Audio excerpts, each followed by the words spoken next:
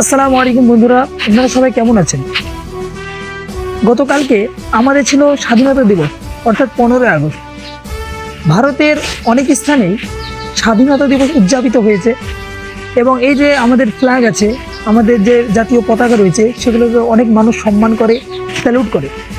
কিন্তু স্বাধীনতা দিবস পালন হওয়ার কিছু মুহূর্ত পর আমরা দেখতে পাই সেই সমস্ত ফ্ল্যাগগুলো বা সেই সমস্ত জাতীয় পতাকাগুলো মাটিতে পড়ে রয়েছে।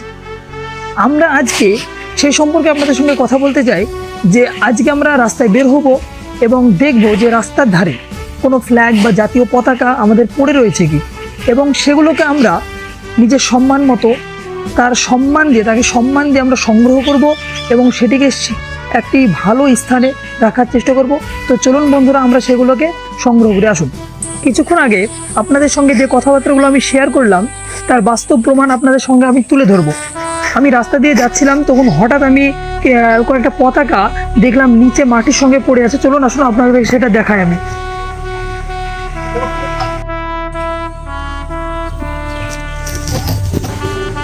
দেখুন, আমাদের জাতীয় পতাকা যেটা মাটিতে পড়ে রয়েছে, নাকি ঠিক বন্ধুরা বলুন, আপনারাই বলুন। এই পতাকাগুলোই আমরা এভাবে উদ্ধার করার চেষ্টা করছি। যে কালকে আমরা জাতীয় সঙ্গীত পাঠ করে আমরা যে পতাকা উত্তোলন করলাম, সম্মান দিলাম, স্যালুট করলাম, কিন্তু আজকে সেই পতাকা মাটিতে পড়ে রয়েছে। এটা আমাদের জন্য কিন্তু ঠিক না। ঠিক আছে, আসুন আমরা এইভাবে সমস্ত পতাকা আমরা উদ্ধার করে নেব।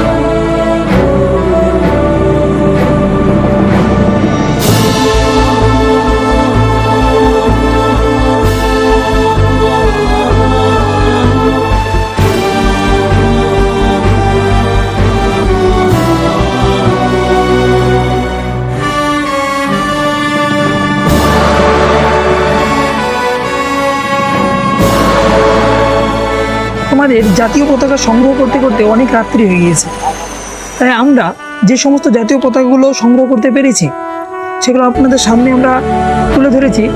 আর এটার বার্তা ছিল একটাই, যে আমাদের মধ্যে একটা অনেক পরিবর্তন এসেছে এই বিষয়টা নিয়ে।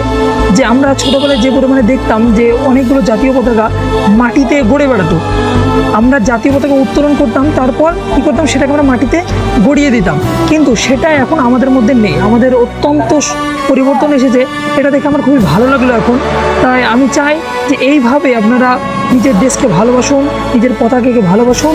তো আপনারা সবাই ভালো থাকবেন। জয় হিন্দ, জয় ভারত।